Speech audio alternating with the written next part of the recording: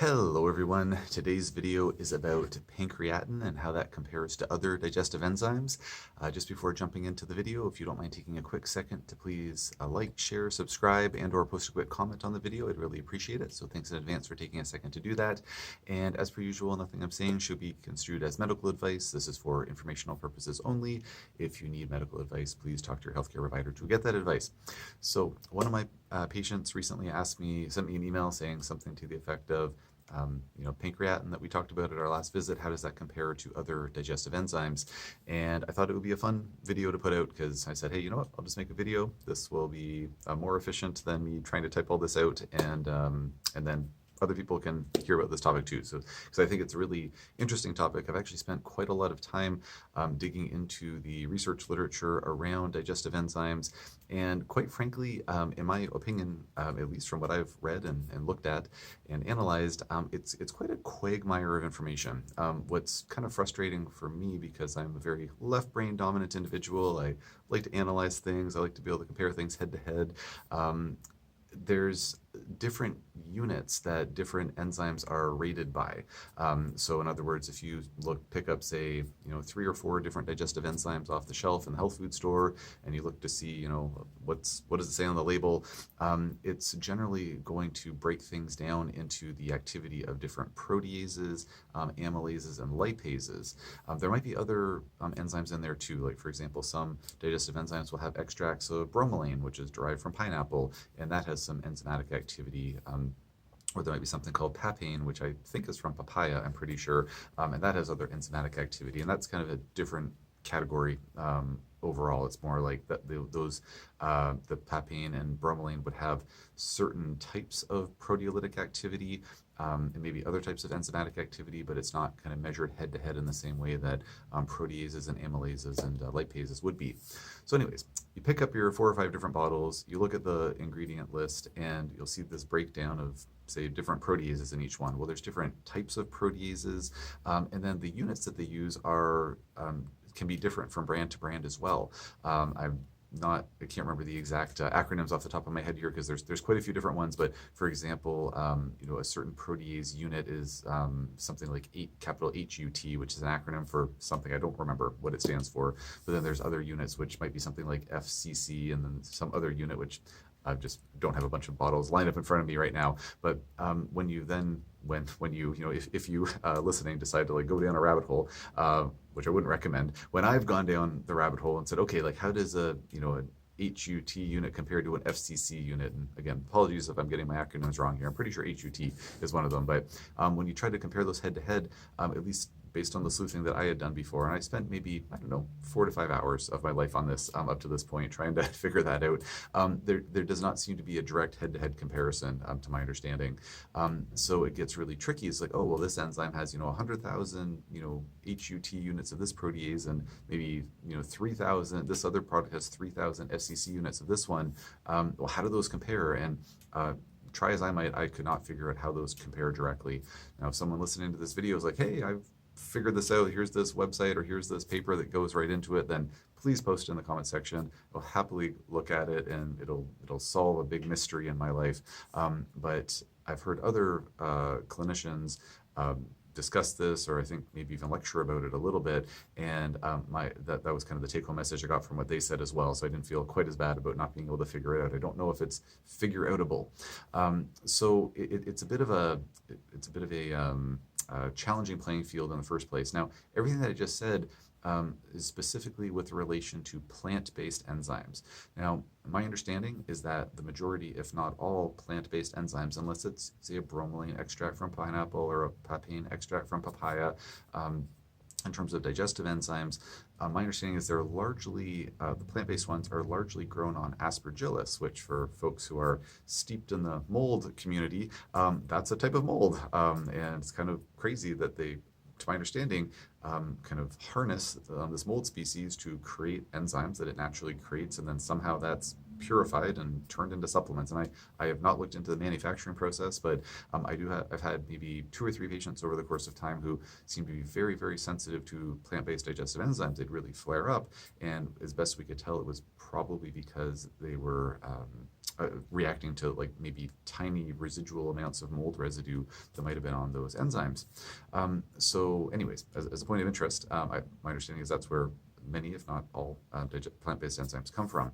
So everything I just said about all the confusing units and this and that all pertains to the plant enzyme world. Now,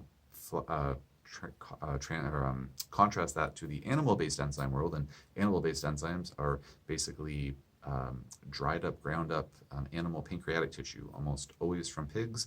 All of the kind of standardized preparations of pancreatin or prescription versions or pharmaceutical versions of that, like something called Creon or Codazyme. To my understanding, those are all pork derived, and basically, pigs going to go off to be processed for human consumption or some other creature's consumption. And they, for some of those pigs, take the pancreas out, and again, I believe freeze dry it to basically get all the moisture out, dry it up, turn it into powder, and then either put that into pharmaceutical preparation or sell it to supplement companies. Then they're going to sell it as this stuff called pancreatin. Now, the animal-based enzymes, they are, to my understanding, in contrast to the plant enzymes, they're much more, they're much easier to kind of compare potency-wise head-to-head, because they're actually these standardized extracts. And I don't have my laptop up here, and I don't want to take the time to go find it, but there is actually, like, for every in the United States Pharmacopoeia, so USP. So if you ever see units on a supplement label or something where it says USP, that's United States Pharmacopoeia. So it's they have these kind of standardized units, and so basically for every milligram of every 1x, which I believe is a 1 times concentration of pancreatin, that has a certain guaranteed amount of protease, amylase, and lipase. So if you look at a supplement bottle and it says, pancreatin 8x, 500 milligrams per capsule, which is, to my understanding, virtually the most robust pancreatin extract that a person could get, then that means that each one of those capsules, and I don't have the notes in front of me here right now, but I believe it's around like 50,000, USP units of protease activity, and maybe a comparable amount of amylase activity, and quite a bit less lipase. I think maybe around like 3,000 lipase. Anyways, please don't quote me on those numbers, but it's something like that, and that information is pretty easy to look up. So if you say go to the supplement store, there's a company out there that patients have brought some, because I prescribe pancreatin quite a bit. So there's this one particular company, and they make a pancreatin supplement, and it's cheaper than the one that I typically recommend, which is an 8x 500 milligram capsule. But if you look at the label, it's a 4x 350 or 325 milligram capsule. So you're getting, proportionally quite a bit less, but we can compare those head to head. I can say, oh, this is about, ballpark about, 30 or 40% of the potency of the one that I prescribed. So if you're going to take this, fine, but take 2 or 3 of them in lieu of one of the other ones. So it's much easier to compare the pancreatins head to head. Where we can't really compare head to head, to my knowledge, is if you're getting a pancreas extract from some other type of animal. So there are some companies that do produce a bovine pancreas extract, or other ones that that sell a sheep pancreas extract, but they're not standardized in that same way, so we don't really know how to compare them head to head. I might say, oh, it's 300 milligrams of sheep pancreas per capsule, but has that been standardized in the same way that pancreatin has been? No, not to my knowledge, so we don't really know how they compare head to head.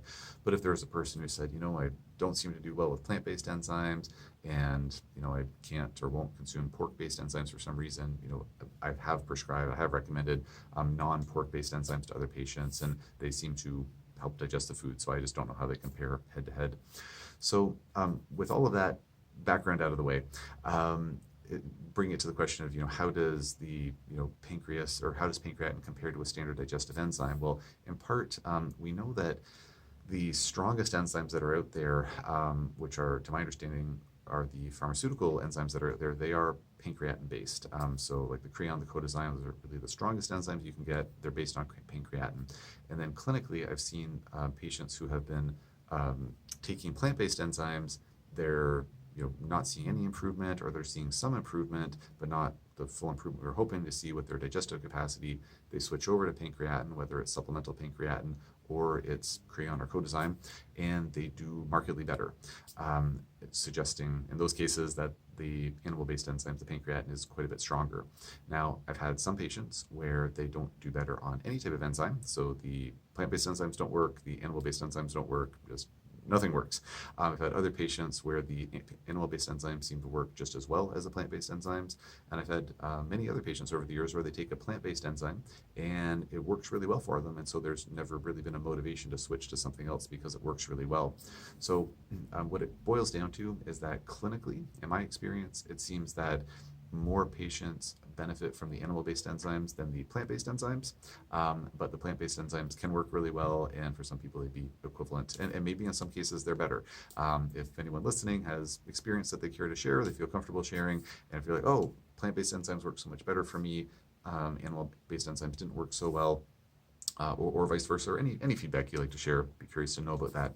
The one very last thing that I'll mention here is I've had a number of patients where I'll say, oh, have you ever tried pancreatin? It's like, yeah, I took a supplement with pancreatin in it before. How did it work? It didn't really help me. Or like it helped a little bit, but didn't really make much of a difference. So we look up the supplement, good old internet, can easily look up, any label for pretty much anything as long as they remember what they were taking. It might have been years ago, maybe they forgot. But a lot of products that have animal-based enzymes in them have a bunch of other ingredients too. Just last week, a patient was saying, oh yeah, like this is the enzyme I took. It didn't really make much of a difference. We looked at the label and, each capsule had 200 milligrams of betaine hydrochloride, which is supplemental stomach acid, and then 180 milligrams of this proprietary blend of a bunch of different stuff, which included ox bile and then, protease and amylase and these things that were pancreatin based. And so what that told me as a clinician, it's like, well, yeah, you were taking pancreatin, but it was a really probably very low dose. We know that in that proprietary blend, each capsule only had 180 milligrams, and how much of that was ox bile, we don't know. It was the first ingredient listed, so probably the majority ingredient in there, but we don't know for sure. So maybe at best, maybe there was a sum total of maybe 100 milligrams of pancreatin in there, whereas normally the dosage would be quite a bit higher, like anywhere from 5 to 10 times higher than that per meal. So with that patient, I said, well, would you try this pancreatin and see how that goes instead? And so they tried it, or they're in the process of trying it, and we'll see how it goes. But I've had quite a few patients over the years where they're taking a more like kind of combination animal-based digestive enzyme and just not getting the results that we'd hope to get. And then the higher dose pancreatin makes a difference because it's all about the dose. These things do work in synergy with each other, but if we need more enzymatic activity and there's just a low dose of enzymes in there, it's only going to pack so much punch. I have had some patients over the years where they can't seem to tolerate, the sensitive folks, they can't tolerate a full capsule, like a full dose of like higher dose pancreatin. They can't tolerate a whole lot of ox bile, can't tolerate a whole lot of stomach acid, but they seem to benefit from low doses of all of them. And so the combination formula is just perfect. So at the end of the day, it's really about what works for a person, but making sure that we're paying attention to the actual dosage that a person's getting, I think, is really important. So I'll leave it there. It's over 13 minutes now, pretty long video, so I'll leave it there for now. But again, if anybody has any experience they'd like to share, always interested to hear that. And if anybody has any questions on this topic or anything else, just post in the comment section below, and I'll do my best to answer as soon as I can.